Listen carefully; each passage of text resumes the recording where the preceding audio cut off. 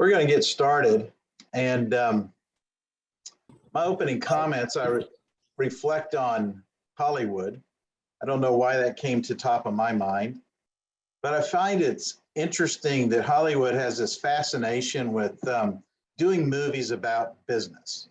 And usually it's the negative side of business. I think of the movie with Michael Douglas and Wall Street, it's all around greed and ruthlessness and backstabbing. And I sometimes think, being a businessman for 40 years, that's really not an accurate portrayal of business, I didn't think, but I guess it makes for good drama.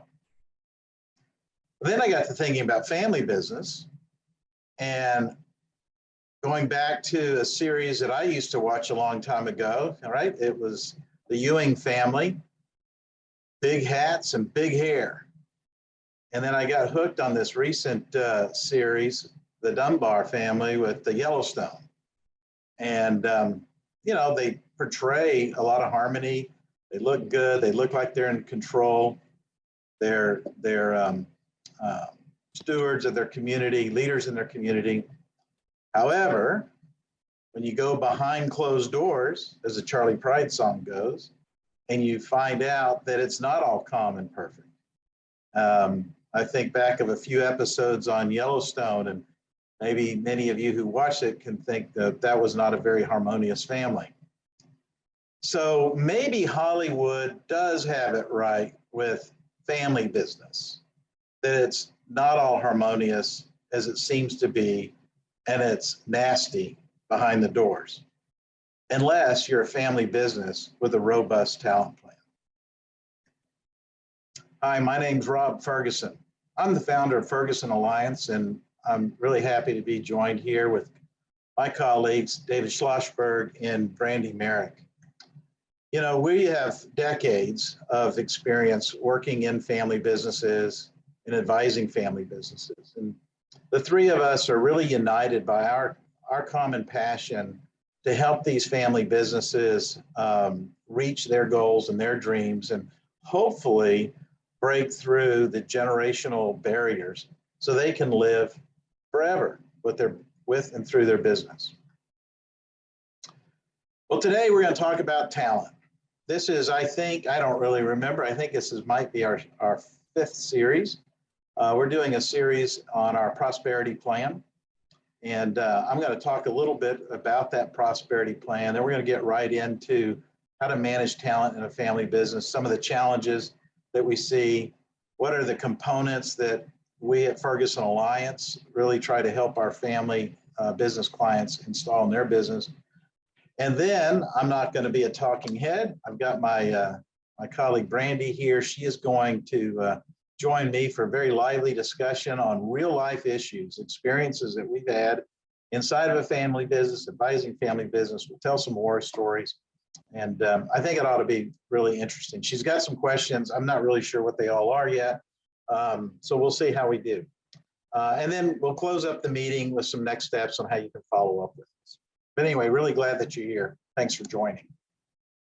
If you have questions, if you have comments, we really like these live events to be interactive. Drop it in the chat box. Our colleagues are monitoring that.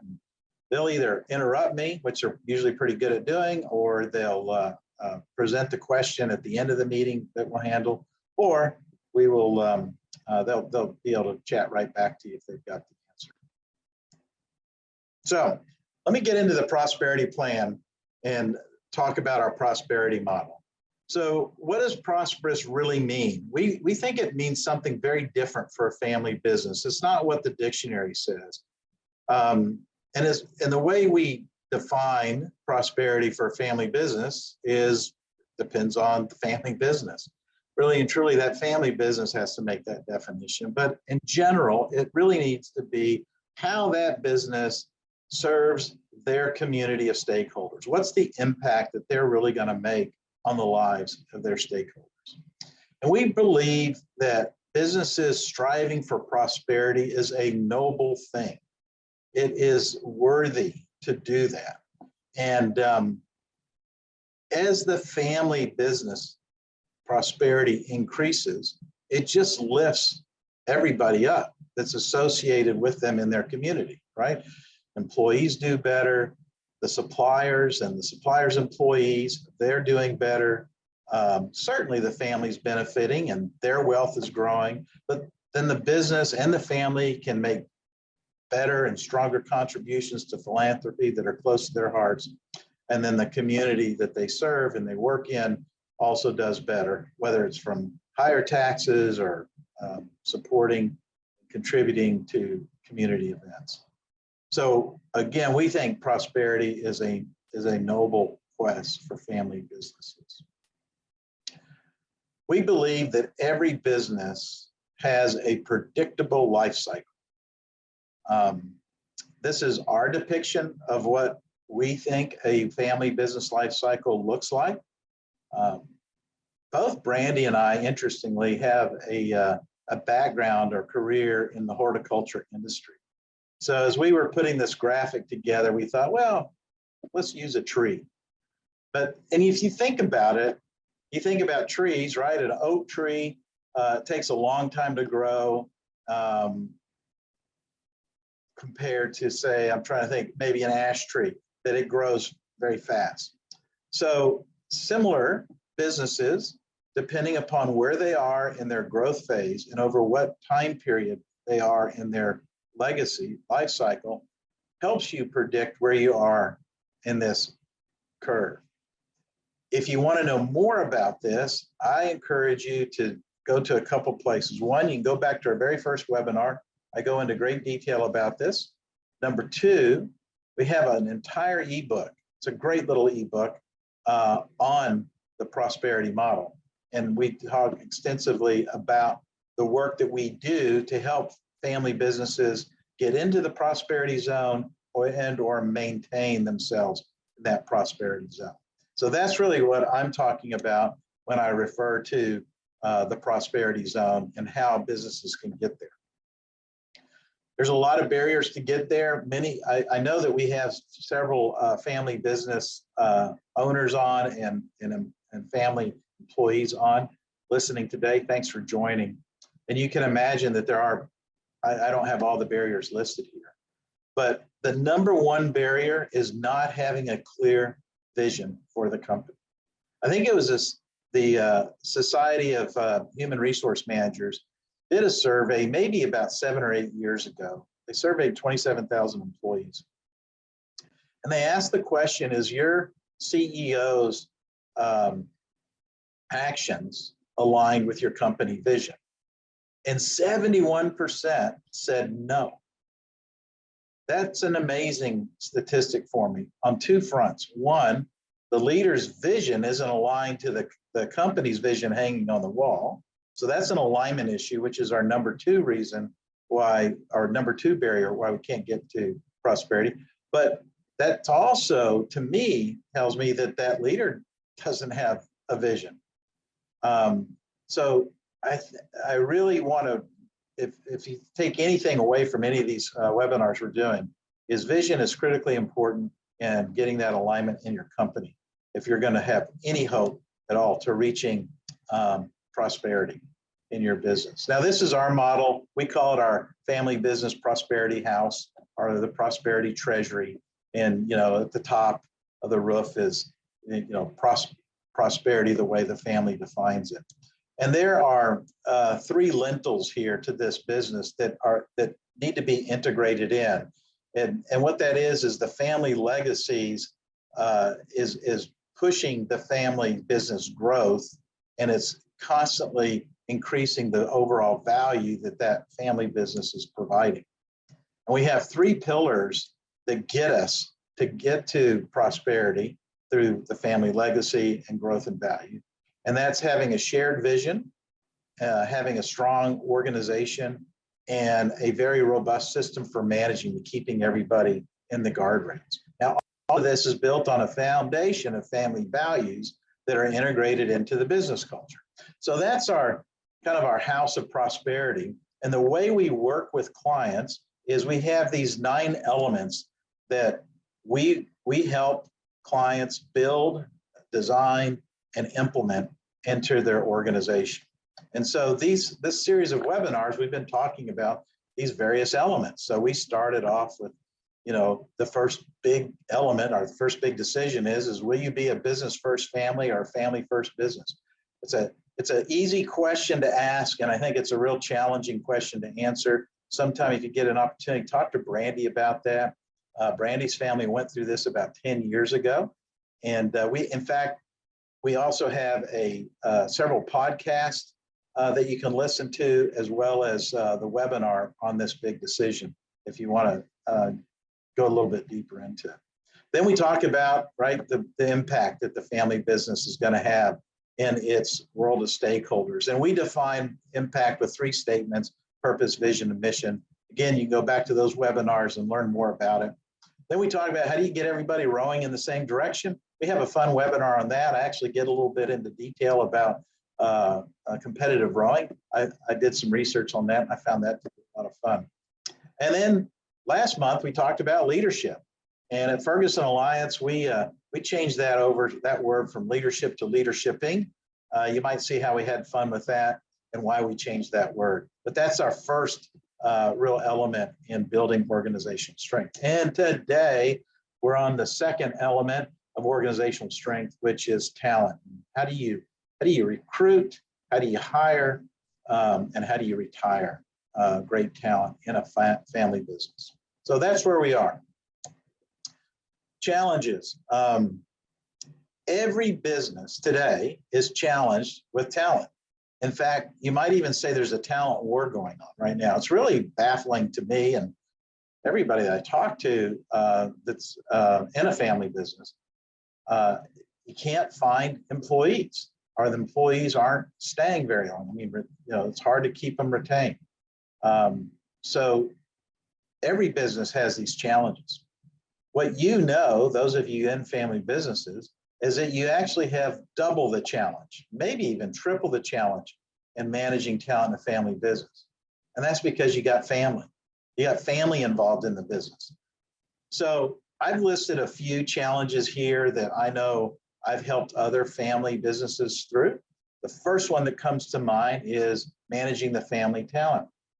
When a family business has their key employees, or maybe even entry-level employees as family members, and they're treated differently than non-family members, that's a big problem. You're going to have a very difficult time with retention and recruiting in professionals, which then leads me to this non-family professional career path. A lot of family businesses get started from ground level zero, as our business cycle curve says. They were a little seedling, but then they grew up to this sapling and then to this young tree. So they have to hire people. And as they're hiring, they need to begin to professionalize a little bit more and maybe bring in some experts, maybe a CFO, for an example. Well, those professionals are hesitant to come into these fast-growing family businesses because there's this perceived glass ceiling that that next opportunity for my career, maybe I come in as a vice president of finance, but I'd really like to be the CFO. But if I believe, or if I know that that CFO position is being reserved for a family member, that provides me with a glass ceiling that kind of deters me from coming into the business. So that's a big challenge for family businesses. And one that Brandy and I see this all the time. In fact, this week we were talking about it, integrating new hires in with tenured employees. It can be a real conflict and can get very contentious. The new hires, they feel unsupported, kind of left alone. And the tenured employees, they feel like they're getting passed over. I've been here for 30 years. Why are you hiring somebody ahead of me? They don't have the loyalty like I have. So that's a big challenge, is how do you integrate these new hires and tenured employees together? I have a feeling Brandy's going to ask me about that a little bit later. Oh, this is a big one. I see this sometimes, and I'm smiling because I know I've experienced this in the business that Brandy came from, where the family intervened in the process. We worked really hard. We built a really robust recruiting process. whole methodology on how to recruit, how to vet those employees, and how to make a job offer, et cetera, et cetera. And then all of a sudden, a family member parachutes in and says, hey, I want you to hire my buddy. He's just a really good guy. We don't need to put him through all of that bureaucracy. Well, when the family comes in and really disrespects the process, that's a big challenge because the rest of the employees see that. So you have to always have the family members kind of on board as to what you're doing, what the process is. All right, talent succession and recruiting talent, their challenge is the issue that I kind of mentioned, that on talent succession, if employees don't feel like that family employees and non-family employees are not equally part of the succession plan, you're going to have disparity and you're going to have a hard time retaining employees. And then recruiting talent, there is so much value to being in a family business. A lot of employees, that are in institutional businesses, large corporations, they tend to yearn for that culture that the family business tends to offer. You know, family businesses tend to be more long-term in their thinking. They tend to invest more in their people. And so I think that's a very attractive culture. However, with some of these other challenges that I've mentioned, like the glass ceiling or the silos you can get between new employees and tenured employees, that recruiting talent can be a real unique challenge. So anyway, these are some of the challenges that we see. Now, the first thing that a family's got to do to deal with these challenges, and I'm sure there's many others. In fact, I'd be curious if you want to put in the chat some challenges that I didn't list here. Maybe we can talk about that during the discussion period. Oops, sorry about that. Nice doorbell. Understanding the family role. That's the first thing that really needs to occur inside of the family to be able to minimize or eliminate those challenges I just talked about. See, many times the family doesn't understand what their role is, and that's why they unintentionally disrespect the process that you built for recruiting or hiring or compensation. They didn't understand that. So these are 4 actions that a family can take. First of all, decide on what your business philosophy is going to be. Are you going to be a family first business or business first family? Really, I'd love to talk to you even more about that. Give us a call or drop us an email if you want to learn more about that process to make that decision. Secondly, what is the process for managing family talent? Now, what we do with our clients is we get that document. We actually write it down, and it gets incorporated into something we call the family constitution. And it's a great governance document that helps lead family businesses from one generation to the next. Next, this is the tricky part, is what's the real value the families bring into the business? And that tends to change from generation to generation. So that's really important. I'm actually going to unpack that a little bit more on the next slide. And then lastly, put a talent management plan in place. We have 4 components that we highly recommend, and we're going to talk about that. So anyway, those are the 4 actions that a family can do to help minimize or eliminate those challenges. All right, well, this is one area I wanted to spend some time on that families don't really address, and they don't always ask themselves, well, what's the value I'm bringing to the business? So how is the family a strategic asset? So this chart has 4 models. Now, I know it looks like it's one or the other, but there can be a hybrid. I mean, these models can combine together. But I'm going to talk to you about these individual models. I'm going to share a story with how it changes as ownership's involvement change. So the first model is the strategic asset that the family member brings is they are the shareholder capital. All right. And then so that their job is to provide oversight, right? Because they're providing the financial resources. They may have access to acquisition opportunities. They're certainly going to be involved in risk management.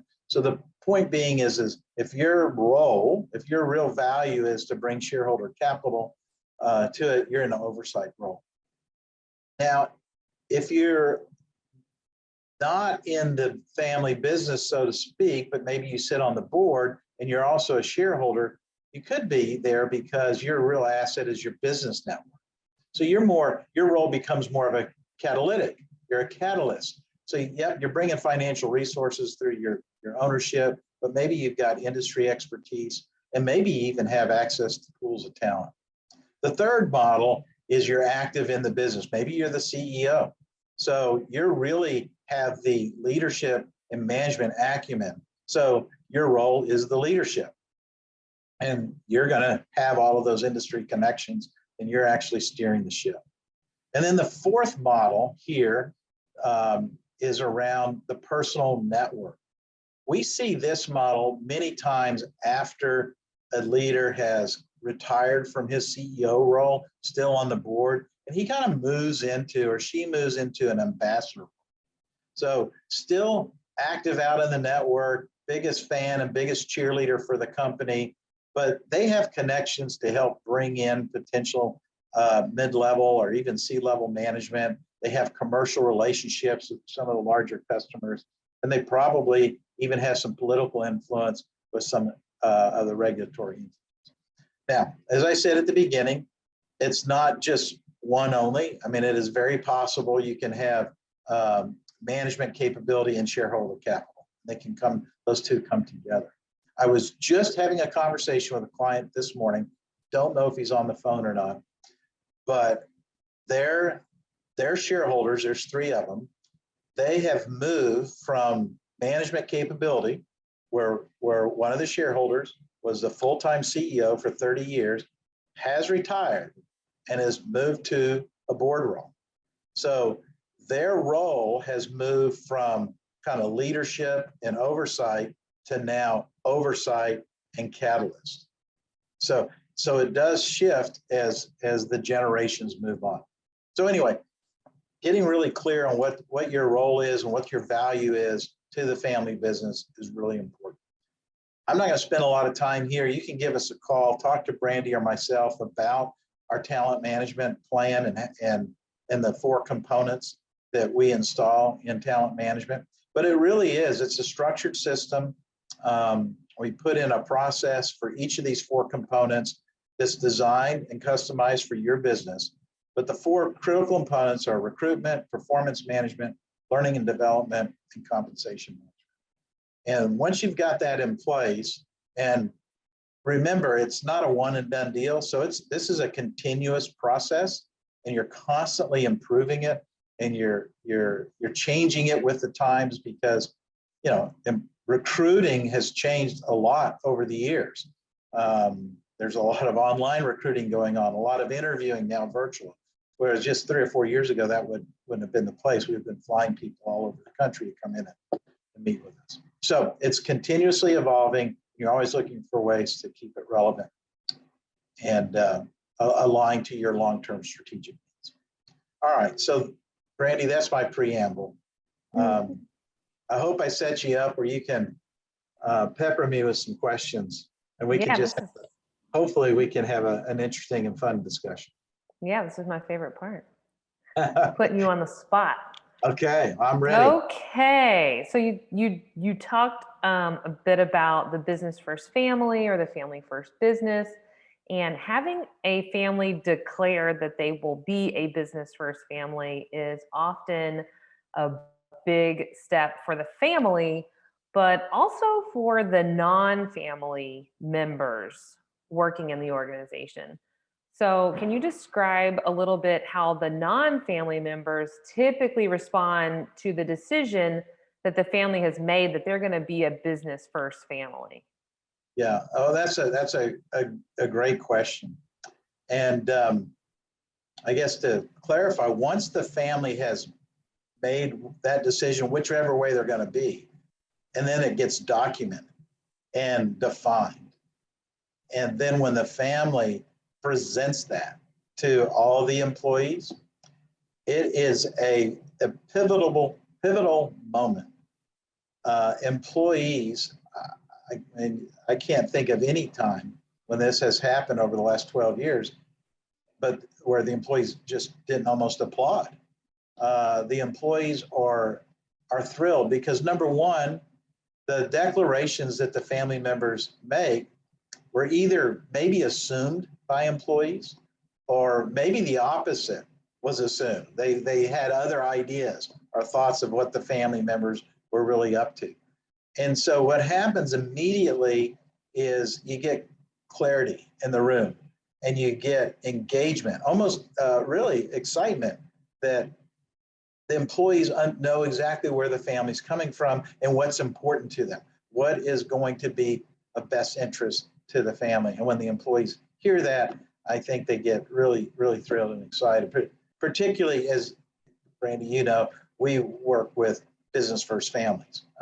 There's nothing wrong with family first businesses. There's plenty out there, very successful, more lifestyle businesses, but we really work with business first families. And I would have to say the employees really, really like that when it's made. So we've got some non-family member employees, I think, on the call. And so that'd be interesting to get some of your reactions to Brandy's question. If you want, just put it in the chat and we can read it later. But, you know, what was your reaction when you first heard the family business philosophy statement, and what do you think about it? Great question. Thank you.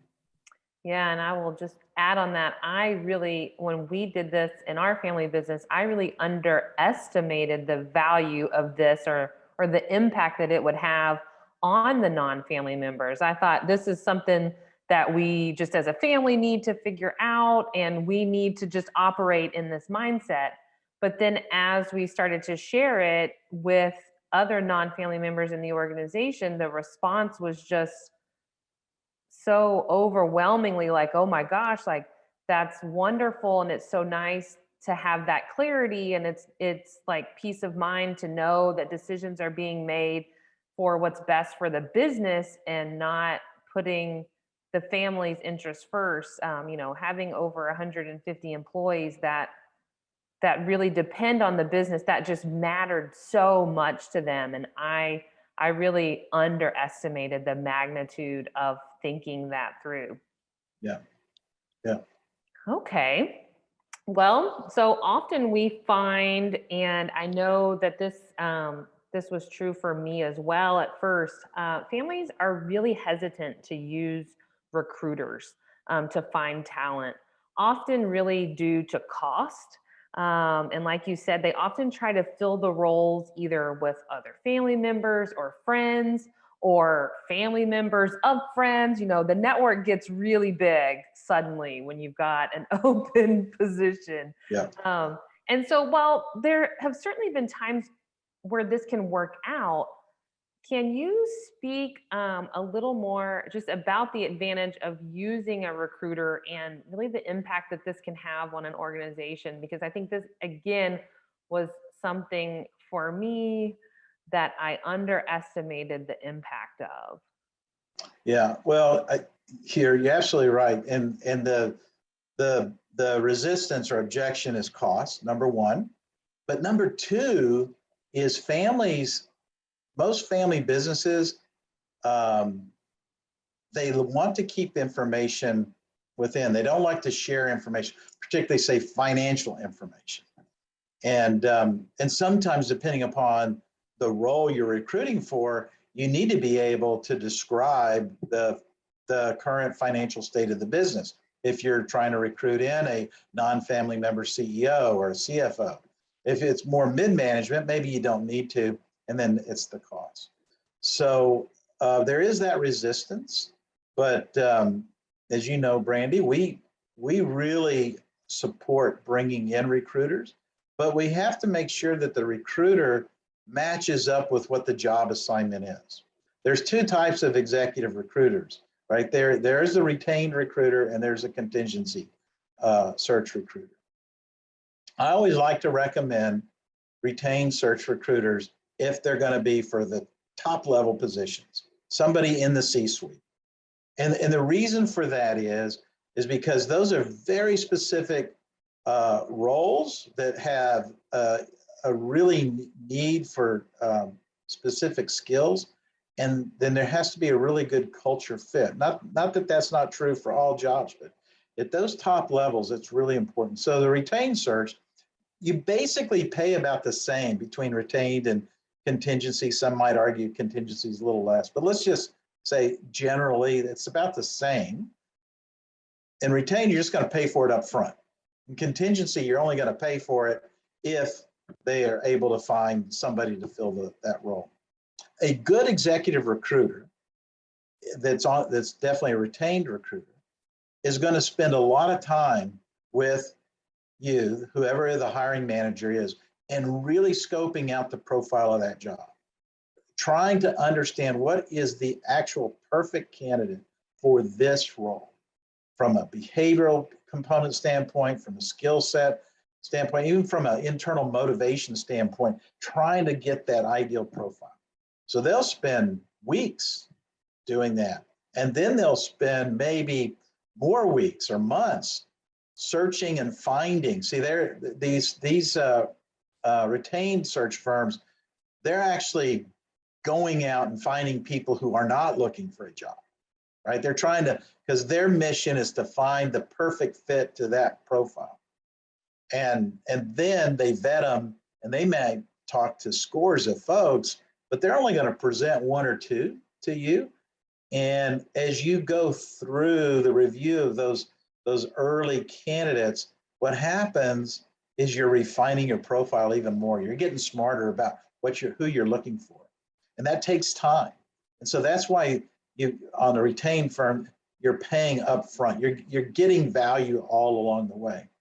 And then when you actually bring those folks in and you go through your own personal vetting process, your interview process, and then that retained recruiter can kind of do the follow-up on background checks, employee checks, and do whatever else that you need to do to complete your hiring process. So that's the retained search firm. I'm a big proponent of it because you get a third-party perspective, and they're doing that every day. As a business owner or as a business manager, you're not doing that every day. You're riding your tricycle and the operations running your business. So I always defer to go to the experts, go to the folks that are doing that work every day. The contingency search firm, there's a place for them. I would say it's more kind of mid-level, right? It's more like in your functional roles, whether it's in accounting or IT or HR or maybe in operations, but more functional roles. Because a contingency search firm, it's just about that. Normally they're going to present resumes that they have on file. So they're going to be giving you employees that are looking for jobs. They might do some research, but they're not going to spend the time the retained search firm is, because they only get paid if you make a hire from them. And so you're going to see a lot more resumes from the contingency firm, and you're going to have to do your own vetting, versus on a retained firm, you're going to see fewer resumes, but they're going to be higher quality and better aligned. So I hope did that answer the question? Can you think of anything? Totally. To that? Ditto. I think that I always learned really great things just about open job positions, the demands of those positions. And then you get great insight on how other businesses like yours, how are they staffed? What kind of positions do they have? And, sometimes the recruiters do a really, really good job and convince you that you have a gap that that could really help your business as well. So that's a good point. Yeah. Totally agree. So this one can be a touchy subject, but if you had to give advice to family members that are dealing with and working with family members in the business when it comes to performance reviews and talent assessments, what would it be? Because that can be really challenging, or how often is it not done at all? Because the family members are like, well, sometimes the attitude is, what difference does it make if you do a performance review for me? Yeah, I mean, absolutely. It is a real touchy subject, right? Because this is a family member. It's your sibling that you grew up with, or it's your father or mother who raised you, or it's your cousin that you played with on the holidays.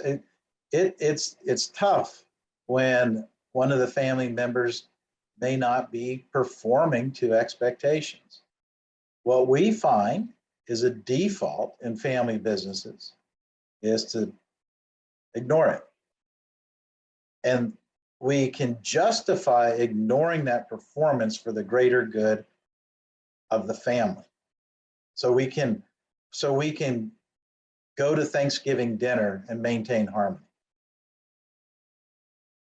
So the issue with that is ignoring it may not be an issue at first, but over months, or I know some family businesses for years, they ignored it and it becomes almost like a cancer because that family member is not performing and is maybe even perhaps causing problems or dysfunctionality or misalignment to the goal or to the vision that the leader's trying to go. It can be very problematic. So that's why we say you first of all have to declare your business philosophy. And as you know, Brandy, when we've had those situations that we always went back to when it was a tough family issue, and let's just talk about family performance. We didn't really experience that in your business, but we have in others. We have a family member not performing. We always go back to, well, what did we declare last year? What is our business philosophy? It's a business first philosophy. We're going to put the best interest of the 150 employees in our business ahead of our one family member. So then that gives the confidence, the courage to go have that tough conversation with that family. And quite honestly, that family member needs to know, they need the feedback that they're not meeting the needs, meeting the expectations. Now, if you have a robust talent management plan and you're doing performance reviews every year at least, and you're treating every family member employee the same as all employee members because you're a business first family, then these issues are going to be more easily dealt with in the process. But it is a sticky situation, and it doesn't do anybody any good, because what the outcome is you think you're doing good by ignoring it and just saying, well, for the greater good of the harmony in the family, and so we can all go to Thanksgiving dinner together, I'm just going to let my brother be my brother. And I'm just going to push him off to the corner and try to tell everybody, ignore him. Well, it just gets worse and it gets worse and gets worse. And then when you finally confront it, then what happens is now your brother's no longer showing up to Thanksgiving dinner, right? So you've created dysfunctionality, not only in the business, but now it's bled over into the family as well. So it's always better to address these issues as soon as you can. And it's even better to make sure you have a process and that process supports your business philosophy. Yeah, totally agree. And don't overlook the power of the third party perspective. I think that tends to make the biggest difference when it comes to the family members in the business. Having that person that, you're right, wasn't picking on you when you were 12, and also wasn't your parent, right? I've mentioned it before in the past, but even at 38, we get grouped together and called the kids, and it seems innocent enough, but at the same time, you want to have this, like, I'm not that anymore. And so having that third party perspective can help with that. Also, doing the talent assessments can help as well, because that really reinforces, and again is also a third party perspective to say, this is your daughter, but this is also your CFO or whoever they may be. These are the strengths that person has. And so it's good to balance when you're saying you've got your business first family mindset to truly live that 100% and say, okay, yes, then this is who this person is, and this is what we need to do. Yeah, and that's really a good point. You brought up the assessments. I mean, that's a third party. It's another component that's very objective, and certainly you don't base all of your decisions on just a behavioral assessment or a skill assessment, but it's a tool, right? And I think the other thing to remember is whether you're a family member or non-family member, addressing performance issues as close to the time when they happen. If it was a negative issue in performance, address that with the employee to find out, well, what did you learn from that? How would you do it differently next time? That way you don't have to wait to the end of the year and feel like you got all these bricks all stacked up you want to just put on their head. You want to deal with it early and actually use it positive as a learning moment. And you do that with your family members as well. You want to do it as early as possible. And also when you find somebody's performing beyond your expectations, they're doing really well. Well, at minimum, recognize that performance by saying, wow, Sally, you did a great job. You landed that account. I didn't think we'd ever get that account landed. Congratulations, good job. And if it was really terrific, maybe you want to also provide some sort of reward. I know that's one of the most fun things that any leader can do is be able to pass out rewards, incentives, or bonuses. And so you want to kind of always in performance management, try to catch people doing things right, as opposed to only focusing on catching people doing things wrong. You want to have a really good balance with that. But that's another topic. Anyway, good question. All right. Well, in your mind, is there a certain percentage or a range that family-owned businesses should keep in mind when it comes to the ratio of family members versus non-family members working in the business? What are your thoughts on that? No, there's really not. I think the way I would answer that is if you're a business first family, you want to have the best qualified people working in the business. That should be the caveat. Yeah. Many families, as we help them build their family constitution and their governance program, and there's this view that if you're born into the family, you're going to become a shareholder. But that doesn't mean you're going to become an employee or a leader or even a board member of the family business. So if you're a blood relative, you're going to be a shareholder, and then there's a whole list of requirements, a code of conduct of being a family shareholder. But then if that family shareholder or family member that someday will be a shareholder really wants to work in the business, the next element that we articulate in the family constitution is, well, what are the requirements for an employee, for a family member to be an employee? Those are usually pretty tough. I'm doing this right now, as you know, Brain, with another family. And one of the requirements, the very first requirement is to have a minimum of a graduate degree from, even listed the type of university or school that it had to be from. And one of the family members said, wow, a graduate degree, that's pretty tough. I mean, I know I have it and we all have it, but don't you think that's a little bit tough, a little stringent? So, well, what is it you're trying to go for in the next 2 generations or third generation? And we talked about, well, you have to have at least 5 years of experience outside of the family business. And there was this whole discussion, really 5 years? What about 1 year? Well, but if they're going to spend 40 years in the family business, what's 5 years getting experience outside of the business, see what the real world's like? Oh yeah, that makes really good sense. Anyway, one of the things that we've done with this family is in their constitution, we talk about, okay, well, the family member is going to be paid the same. They got to be hired by the hiring manager. Family cannot intervene and influence the hiring decision. They have to have a performance review every year. But then the thing that they put in there is not only do they have to have a review every year with their manager, a performance review, but once a year they have to come to the family board meeting for a review. So they get 2 reviews. So at the end of the day, it's a filtering process that if you're a family member, say third, fourth generation, and you really want to be an employee of that business, that family business, there's a lot of hurdles. And quite honestly, if you clear those hurdles, you're going to be the best qualified candidate for any job. So I think really getting that clear is important. Love that. I wish that our family would have had to work 5 years somewhere else.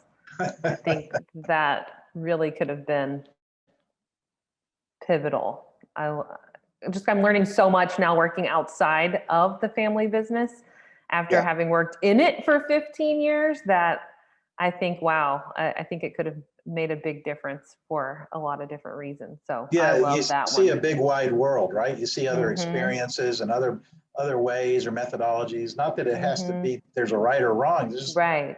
more options. Yeah. Yeah, absolutely. Well, I got one more from you. Then we got a couple questions in the chat. Okay. And you touched a little bit on this, but this one is one of my favorites. So one of the challenges that we often see is, like you said, when processes and family members collide, meaning the business has established a process or an operating agreement, and someone in the organization, sometimes team members, family or non-family, or maybe even possibly a customer or a client decides they want to challenge this process and they reach out to the owner. What kind of insight guidance do you have for this, more for the owners that are listening to this call, and what's the best way to handle this? Well, my short advice to the owners listening to this call is respect the process. Trust the process. You've spent money, you've spent time in investing in building this process. Trust the process. That's my advice. If you don't, it's amazing how much of the good can get undone in 5 minutes. Mm-hmm. So trust the process. Well, the real challenge is when this happens with family business owners, if we have that declared business philosophy, it's really easy for me to just bring it out and just say, before you intervene in this, read this business philosophy statement that you and your family wrote and tell me how your action is going to support this philosophy statement. And I've done that many times with business owners, and they don't even get through the first sentence. They throw up their hands and go, okay, I don't even know why I'm paying you. You just won't let me do anything around here. Well, it's not us as an advisor. It's just, it's the guide rails that you put in place. See, I think that's the thing about advisors, right? Maybe Brandy, you'll see be interesting what your opinion is on this. We're just guides, right? We're not the ones with the answers. We with talent management, we guide the owners and we guide the key decision makers of that family business to get to a place where they want to get to. And we just try to put some structure and some systems and processes around it. We do bring in some best practices, and we'll give you options to choose from. But at the end of the day, it's your choice. So you really are developing self-governing policies. So when it does become emotional for you, to Brandy's question, and you want to intervene, you want to thwart the process that you and your team put together, you self-manage, you self-correct. And that's, I think, for Brandy and myself and David, that's the biggest joy that we get, is when we can unwind ourselves because we have this kind of self-regulated business first family process going on as the business is reaching for its destiny of prosperity. Mm-hmm. Yeah, for sure. And I think, after that's really one of the main driving forces on why I got behind this type of work after coming from the family owned business, was to help other family members and even non-family members in family-owned businesses see and get that support and get that clarity and be able to feel a little more assured that you're making the right decisions, you're doing the best that you can, because you often, it can feel really lonely. It does, when you're in that daily operational grind, you start to question everything, like, am I making the right decisions, is this the right thing to do? And so having that outside perspective that can represent not only a different vision, but also has a better handle on how are other businesses facing these struggles that we're facing today. Yeah. Being able to have a wide network is really critical and very important. Yeah. Yeah. So yeah, okay. So we do have a question in the chat. And so their question is, I've been employed by 3 family businesses in my career. In all 3, when a family member or a member of the inner circle is a problem, there's no safe way to address it with leadership. Any advice on how to avoid that landmine, or is it best to leave as I have done in the past? That is a tough issue, and I'll give my opinion. And Brandy, I'd like for you to also give yours. So the first comment I'm going to have is there needs to be this talent management plan in place that allows for escalating issues up.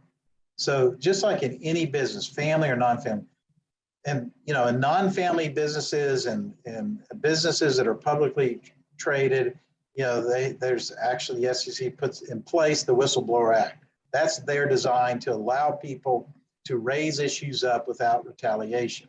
Well, in a non-regulated business, a non-public business, particularly in a family business, maybe a small family business, you still want that same spirit. You still want to create that atmosphere to be able to escalate up an issue without fear of retaliation.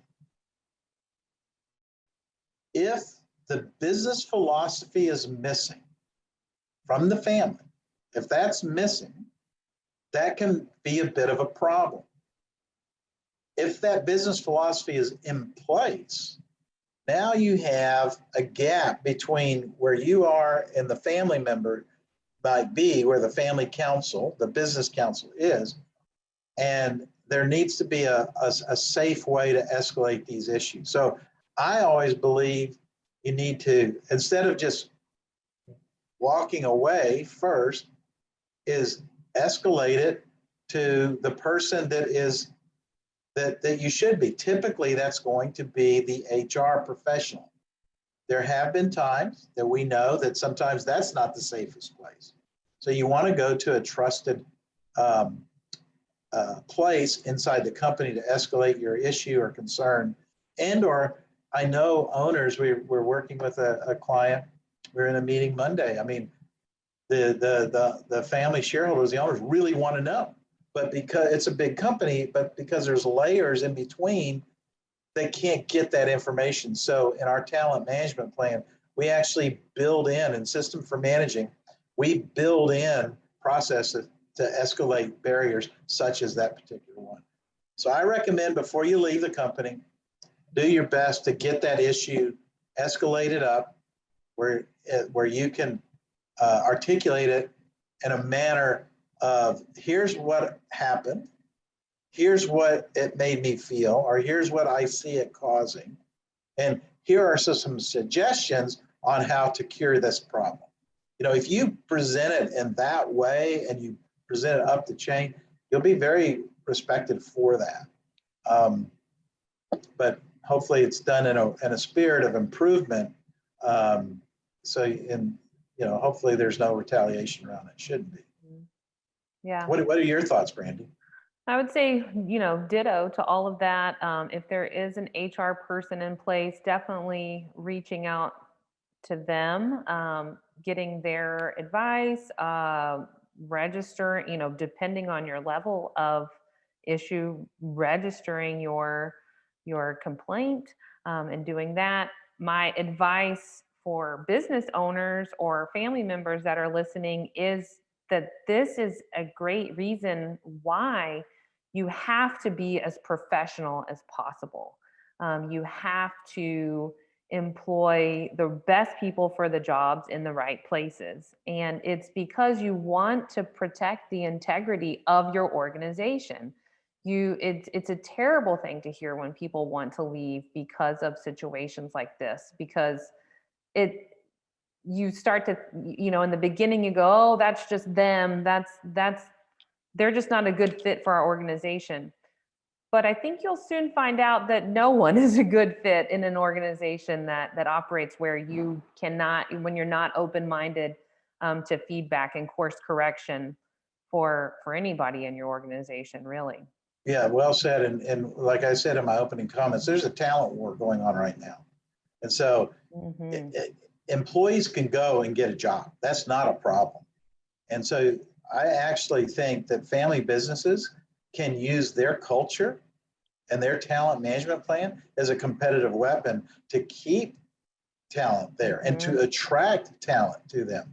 Absolutely. But that's a great question. I mean, it's a question of probably this person is dealing with a real issue and seriously considering, look, do I really want to go through the time and the energy to escalate this up and not be heard and maybe even have some sort of retribution, or I could probably just send my resume out and go find something different. I get that. Problem is the grass isn't always greener on the other side of the fence. And if you could get it resolved internally, there was a reason why you are at that company, why you joined the company, I don't know how many years you put into it, but there's a reason why you're there. And so it's probably worth your invested time to make a difference. That's leadershiping, bringing the future to the present. So make a difference, escalate the issue up, and hopefully it can get resolved for you. Absolutely. Well, that's it. All right. That's what we got. Very good. Well, thank you everybody for joining us. It was fun. I enjoyed having the dialogue with you, Brandy. Thanks for the thoughtful questions. Just to wrap this up, as I've said, talent management, it's a continuous process. And you want it to really think about the employee experience from hiring to retiring. That's the focus. And you want to maintain the management process of talent relevant. So that means you're constantly improving it, you're changing with the times, and you're trying to strive to always keep your employees aligned and motivated to your long-term vision and purpose. You know, Brandy and I really want to thank you for joining us today. We'd love to talk to you. This is our toll-free phone number. Call us anytime. You can drop us an email. It's brandy@ferguson-alliance.com, rob@ferguson-alliance.com, david@ferguson-alliance.com. Happy to talk to you if you want to learn a little bit more about our services. I really do encourage you. We've tried to make things a little easier for you to get to the webinars. Now, you only have to sign up one time for a webinar, and you will be on our webinar distribution list. What that means is you'll get the notifications of the live events, but you may not be able to attend the live event, but we'll always send you the recording. So I would ask you to go on to our website. I think it's in the resource tab, webinar, and there's a whole library of webinars. If one of these topics looks interesting, dive into it. And again, the good news is on a recorded event, you can fast forward, kind of skip the stuff that's not of interest to you. We also, we put out some really interesting blogs. That is, if you're a family business or if you serve family businesses. If you're not in that area, probably you don't want to sign up for our blogs and our newsletter. We do a weekly newsletter, daily blogs. There's a great podcast. I'm going to really promote it for my colleague, Brandy. She just posted it. It was really great. It's on being the next generation. And it was a podcast on that. I don't remember the name of the title of it, Brandy, but you can find the recording of that, all of our podcasts. If you just go to contact, you'll see, you click on contact on our website, there's a place for the media, and that's where our press kits and podcasts are. So anyway, Thanks for listening, and got our next webinar coming up in 2 weeks, and I think it's Brandy's on deck for that. So have a Yeah. great afternoon. Thanks for joining.